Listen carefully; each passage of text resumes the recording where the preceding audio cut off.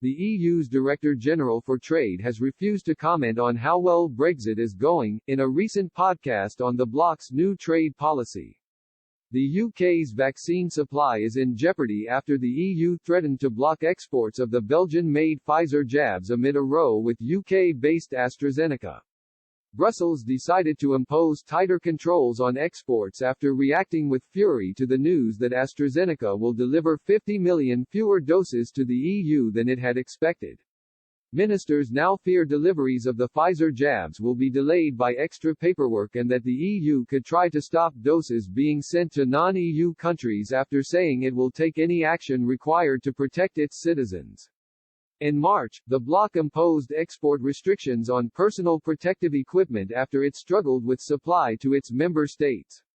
However, a Downing Street spokesman has claimed the government remains confident that vaccine supply, with the AstraZeneca jab largely being made in Oxfordshire and Staffordshire, will ensure it meets its first target on February 15.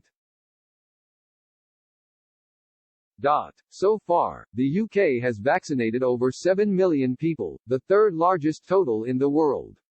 On the other hand, the whole of the European Union has vaccinated just over 9 million, despite accounting for 27 countries, according to figures by Our World in Data. When asked about how Brexit is going, though, the Director General of Trade at the European Commission, Sabine Weyand, refused to answer. In a recent podcast titled Trade Talks on the EU's new trade policy, British economist Samaya Keynes asked Ms. Weyand, "I've just realized we haven't asked about Brexit. In 10 words or fewer, is it going well, would you say?"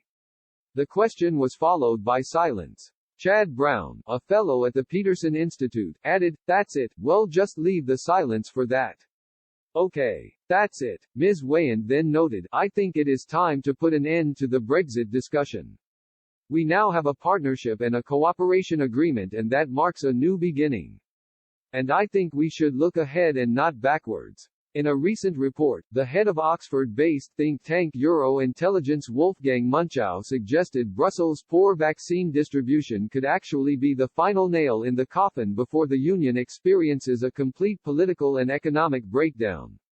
He argued that with its disastrous vaccine procurement policy, the EU committed the ultimate mistake: it has given people a rational reason to oppose European integration.